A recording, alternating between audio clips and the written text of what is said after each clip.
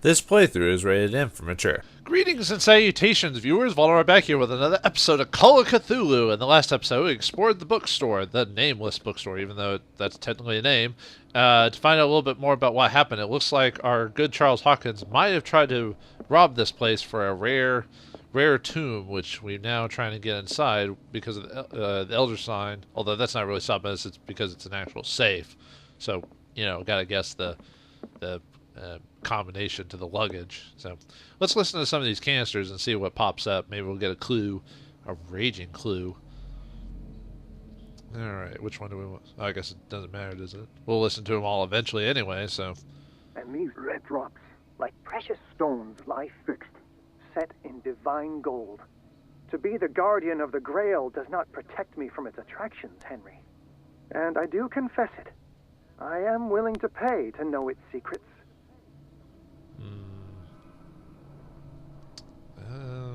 I guess it might have told me something, but we'll have to listen to it again later. I finally understood that we were only pieces on the chessboard of the gods. Let those of us who are still standing protect our White Queen from their dark soldiers. I see our number dwindling, and my will strengthens as my apprehension grows. We shall refuse to be the playthings of destiny. Okay, well, I know that clue for sure. That one has to do with the chessboard, but I don't know if it means how many defenders it's asking for, if it's how many people are gonna defeat the queen. But okay, what's the third one? Dear friend, I thank you again for the anthology of the works of Arkham editions that you sent me. Volume 9, Azathoth and Other Horrors, seemed particularly relevant to my research. I never tire of browsing through them. So maybe the ninth book has something in it. I guess we'll check here in a second. So the ninth book on that has a clue for the safe. The second one has a clue based on the chessboard. The first one, let's read that one again. And Or these listen. red drops, like precious stones, lie fixed, set in divine gold. To be the guardian of the Grail does not protect me from its attractions, Henry. And I do confess it. I am willing to pay to know its secrets. The Grail, huh? I don't remember seeing anything that had to do with the Grail. Oh, here we go. Now, I did see it, but I just bypassed it over. Oy. Now, I do need new glasses. I need new glasses. The Chalice of Knowledge. And he said it's red. How many? Maybe red drops is what he's looking for? Which, I see... Okay, let me see if I can get my centering on. So, center. So, 1, 2, 3, 4. So, 1, 2, 3, 4. Sounds like 4 drops, unless I'm missing. I don't see anything on the top one. So, this goblet seems to be very ancient. It seems to be made of gold and decorated with real precious stones. Do the rubies and sapphires make up a specific motif? I'm hoping it means count the stones, and then here. The Queen has little protection. We technically only see 3, which is 2 knights and a castle, or a rook, or however you want to call it. So that might be 3? Maybe. 4, 3, and then... Let's see. I could be wrong. We'll find out here in a second. Let me find that 9th book. Drake talked about Yeah, a particular volume. Let's see. Also known as Nightmare Lyrics, is a collection received from Derby was 18. Could be just the fact it's 9. Could be. Because nothing else would indicate a 1908. 439 maybe? Well, let's look at the safe numbers and see if that's something that can be done. Oh, okay, so 4. Whoops. Oh, I can. Okay, I have to press R2. 4, 3, 9. No. I wonder. Would be 449 because of the queen counting as a...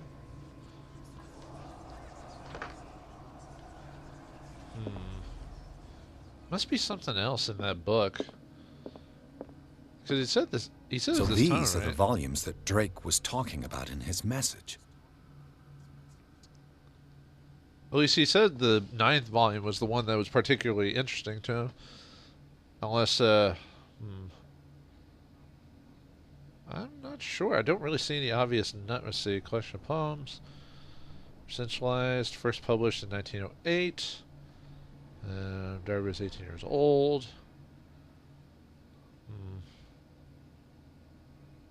Volume is part of the... Yeah, I'm not... What did Drake say about this collection?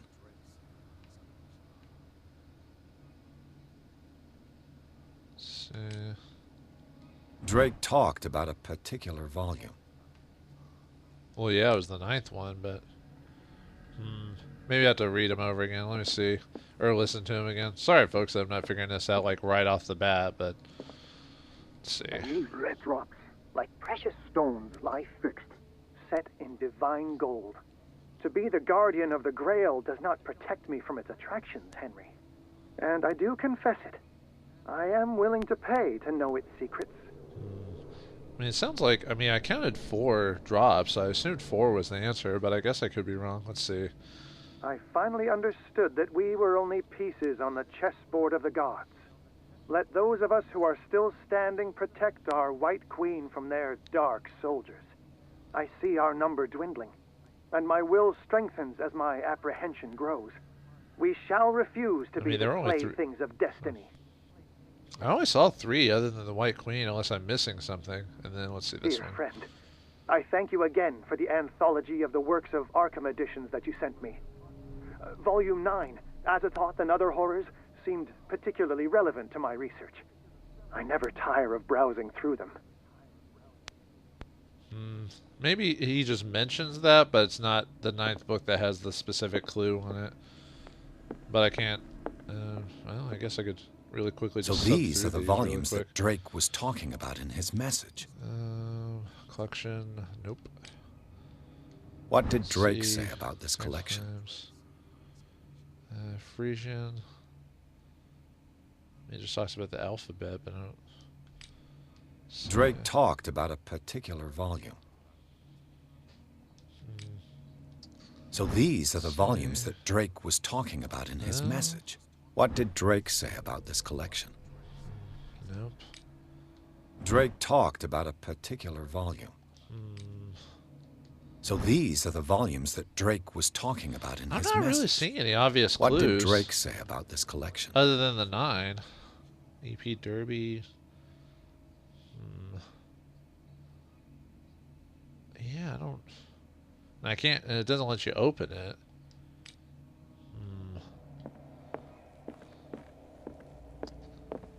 The Queen has little protection. I mean, I could be wrong. I could swear it's 3... Yeah, I see two knights and a rook. Or a castle, or however you want to do it. I mean, there's some other characters, but they're off the board, so they shouldn't count, right? Unless that's it, like 4, 6, 9, even though they're not on the board. I wouldn't think so, but... Let's see.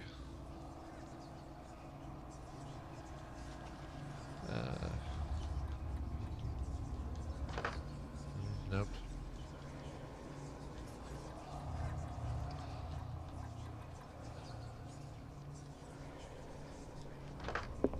Let me check that the Grail again. See what that says. Is there any other thing that pops up now that we've listened to that? Don't think so. Nope, nothing else seems to be coming up. The Chalice of Knowledge. 1, 2, 1, 2, 3, 4. I don't know. Okay. 1, 2, 3, 4, 5. Maybe it's 5. Maybe I've just been miscounting. 5, 3, 9. Maybe it's, like I said, I need glances though. Could be. That could be it. Oops. Wrong button.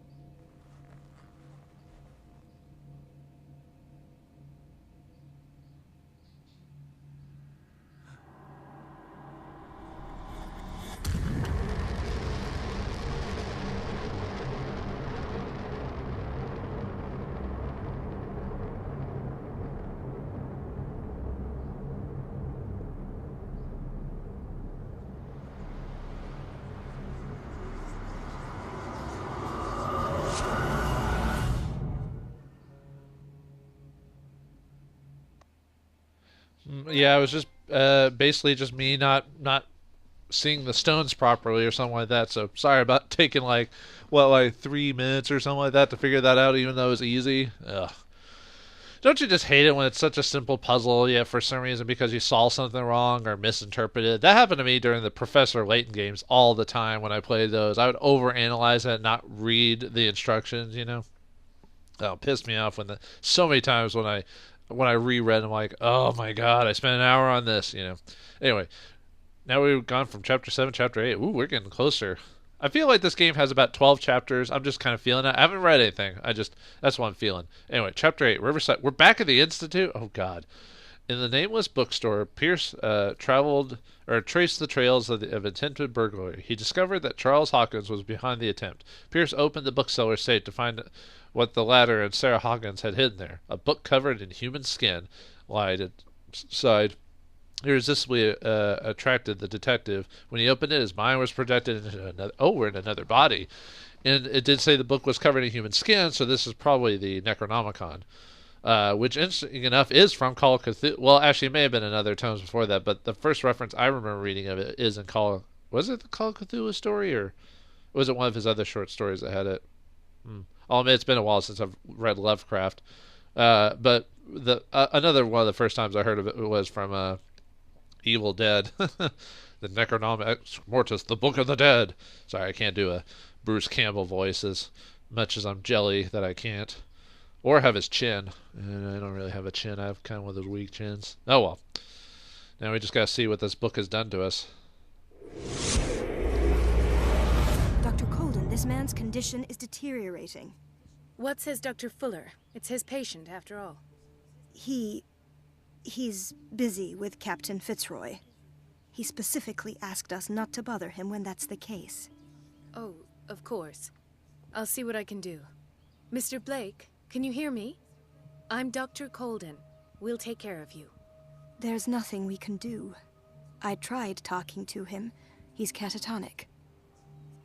Oh, looks like we've been projected into the body of Miss Colden. Is this at the same time, or is this like in the past, or whatever? I'm assuming this is happening at the same time, because she still has to work at the Institute. Otherwise, cover blown and all this other stuff. So, guarding the patient. Has he been drugged? Examine the patient. Call Dr. Fuller. Well, let's ask. Well, obviously, before we check a person, we usually ask information before we do that, just to get our A, B's, and C's. Has he been drugged? Did you inject him with a tranquilizer? No, Doctor. Not me, not anyone. Our stock is empty, yet again. Again? But there was enough for the whole island. More and more people are suffering from insomnia.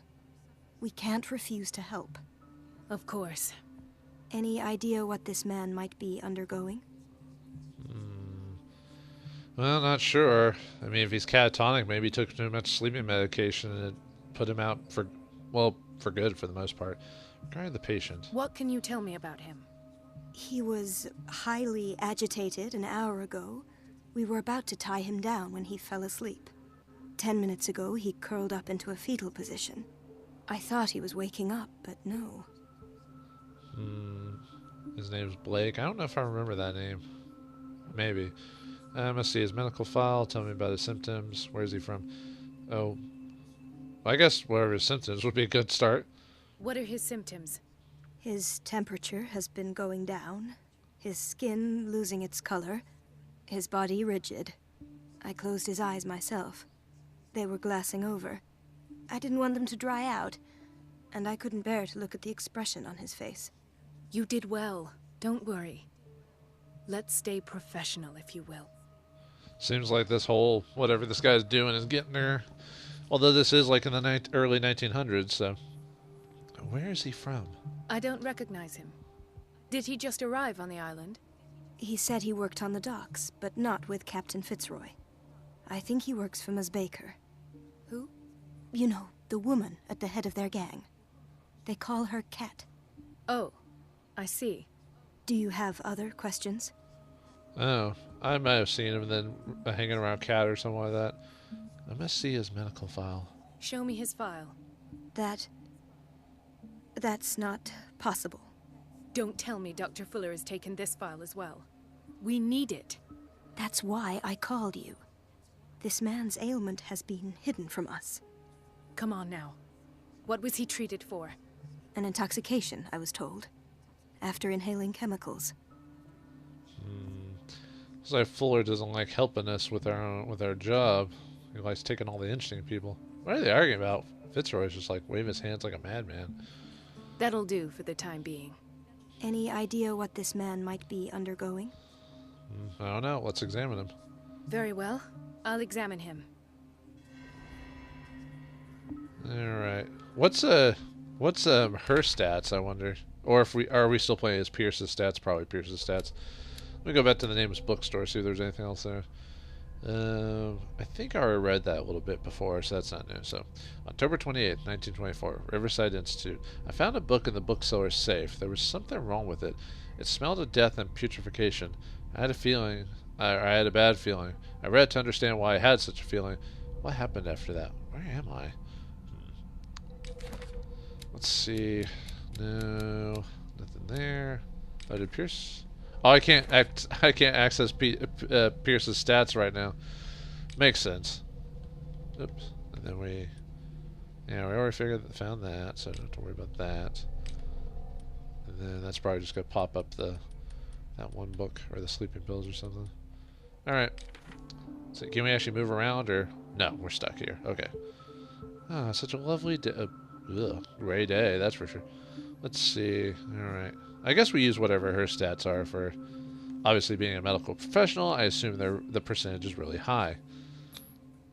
His skin shows abnormal loss of color and seems dried out. He's totally dehydrated. His fingertips and toes seem to feature a slight ring under the skin, tender at the touch, slightly sticky. I wonder. Severe malnutrition. Swollen abdomen with traces of petechia. Doesn't seem like an edema. Slight protuberances seem to indicate the presence of a foreign body. Foreign body? I don't like the sound of that. 30-year-old subject. Severe hypothermia. Erythematous papules around the eyes and eardrums. Necrosed palpebral tissue. Lord, this smell. So, Doctor, an opinion? I'm not sure I have the necessary knowledge to treat this man. Don't say that. You're our most worthy doctor after Dr. Fuller. Some of his symptoms are beyond my comprehension. What did you find? A whole lot of nonsense and craziness. He said his limbs are worried. He has something in his belly. Did you examine his abdomen? It would seem there's something inside. He hasn't eaten in days. Are you certain it's not an edema? No. Can't you recognize an edema? Pushing with your finger won't leave a trace. And look at these bumps. It's not like he could be pregnant. Whatever it is, this man has something inside him that shouldn't be there. We should operate on him at once. Dr. Fuller said not to worry, that the edema would go away by itself. You know, I'm not sure Dr. Fuller is telling the truth. Yeah, I wonder if he's telling the truth. Really, especially after what we saw as Pierce. The state of his limbs are worrisome. In spite of the muscle contractions, his arms seem limp. Yes. They can't have decalcified, not at this rate.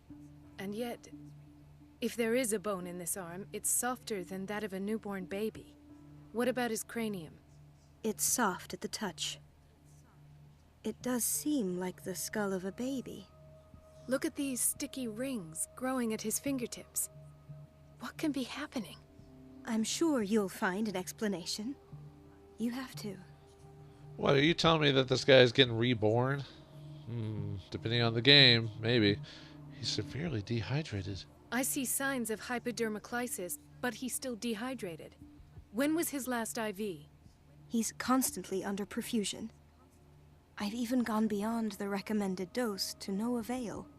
And you won't believe me, but when we bathed him earlier... He seemed to feel better? Yes. Like he needs an aquarium, not a perfusion. But that doesn't explain his condition. He needs to be bathed or contact with water, depending on the type of water. Kind of reminds me of the senator from the first X-Men movie. His body is mutating. I almost don't believe it myself, but these symptoms are not those usually associated with the human species. What do you mean? Don't tell me you believe in extraterrestrials. No. This poor man is from our world, all right. But his body is undergoing unnatural mutations. And this transformation is killing him. His body simply can't cope. Where could he have gotten such an infection? I pray that it's not here. Dr. Colden, may I know what you're doing to my patient? What I'm doing? How about what you've done to him? Let us calm down, my dear Marie. I don't appreciate your tone, nor your insinuations. I've done to him what I do to all my patients. Provide him with the best available care. Your imagination is without limit. It's your homemade drug again, is it not? Those people are not your guinea pigs. There, there. What have you seen to put you in such a state? I wonder how we want to treat our good companion, Dr. Fuller. Symptoms are worrisome. I've never seen anything like this. You're turning him into a monster. You're a monster. We could go just all pure textbook on him. These symptoms are worrisome. These are alarming symptoms. If we don't act, he'll die. Do you believe that? I'm not as convinced, you see. I even think this man has a strong chance of completely healing from his ailments. No, Doctor. This patient isn't himself anymore. He's dying. Really? What do you mean by isn't himself? He's changing. His physical characteristics, they are more animal than human now. Fascinating. An animal, you say? Could you be more precise? Cephalopod, perhaps? This amuses you. Your reaction does. I know your thirst for knowledge, Doctor. It's your innocent worries for this man that have you overreacting. For this man, and the others whose medical files you've been hiding. I have to protect my discovery. These people owe me their life, but the world isn't ready yet. It will be, in time. I will not let you do this. You disappoint me, Marie, but I still have hope you'll one day share my point of view. In the meantime, take care of your own patients and try not to forget who you're dealing with. Was that a threat? What did he mean? It was a warning. Dr. Fuller is this institution's founder and one of our profession's most influential voices. My word is of no weight against his. If I continue to protest, I will only ruin my reputation and career. It's scandalous. Can't we do anything? Is there no evidence of his crimes? Is there no evidence of his crime? Can Pierce and Mary Colden's body find out more about Fuller and perhaps find out his ties to the cult as well as anything else? Find out next time in the next episode of Call of Cthulhu. Thanks for watching. Hope you enjoyed, and I'll see you next time.